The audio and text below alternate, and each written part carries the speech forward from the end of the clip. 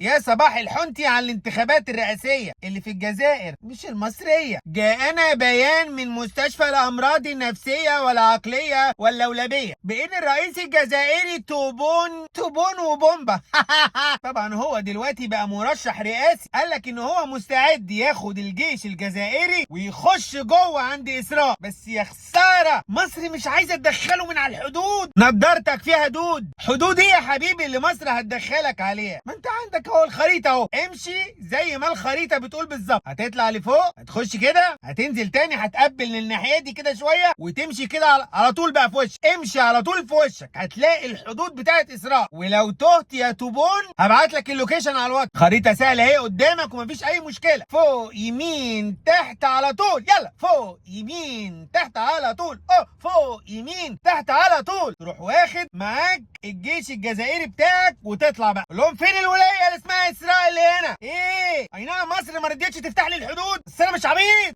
لا ده انا مرشح رئاسي، انا عايز اصوات يا بني ادمين. وطبعا اول ما قال كده بقى وقال لك هاخد الجيش بتاعي بقى ونروح هناك بس يفتحوا لنا الحدود، ولاقي لك بقى الجمهور الجزائري اللي قاعد بقى الله ينور يا توبون، هو ده الرئيس ولا بلاش؟ وفجأة وهم بيسقفوا وبيزغرطوا قال لهم لا ما تفهمونيش غلط، انا مش واخد الجيش عشان احارب، انا هروح هناك ابني مستشفيات في 20 يوم، هبني 3 مستشفيات 3 ونيس في 20 يوم، ايه رايكم؟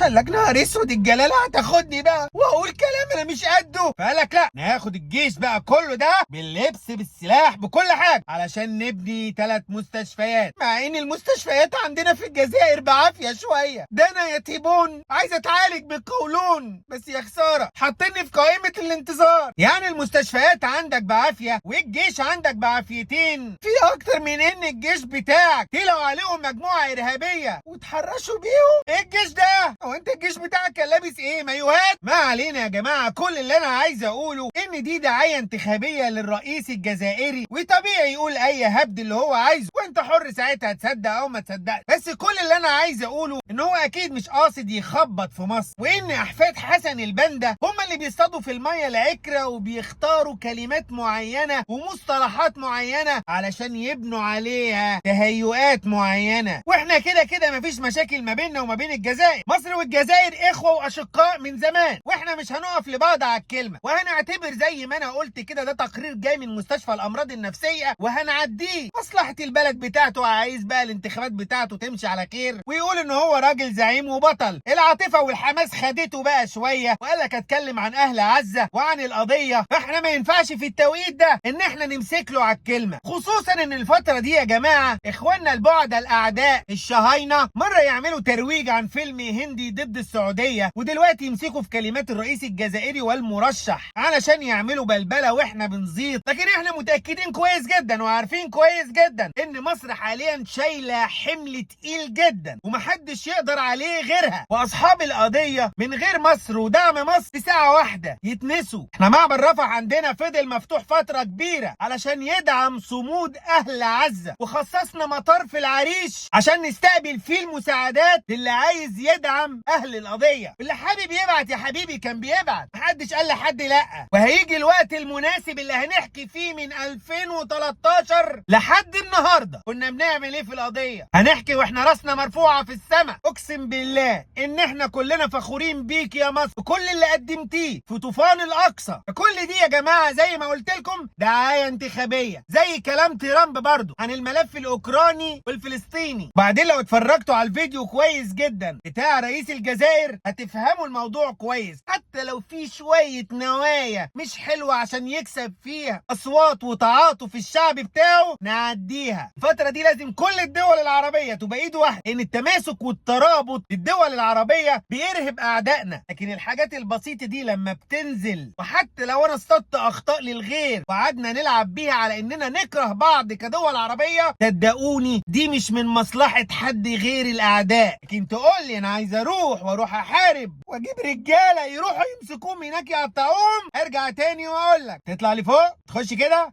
هتنزل تمشي على طول في وشك، فاول ما توصل جوه لهم ايه ده؟ انا اللي جابني هنا؟ انا مقاول وجاي ابني مستشفيات وماشي. كل واحد بقى عايز يعيش في دور البطوله، يقول لك يا مصر افتحوا لنا الحدود. هي مصر دي ايه؟ وباب مدرسه؟ يا شيخ انت لو عايز تتعلم نط من فوق السور. يا اسراء ملهاش غير باب واحد اللي هو اي حنبولي بالسجق. حنتي عليكو. روح يلا يلا يلا، روح روح روح روح حارب يلا.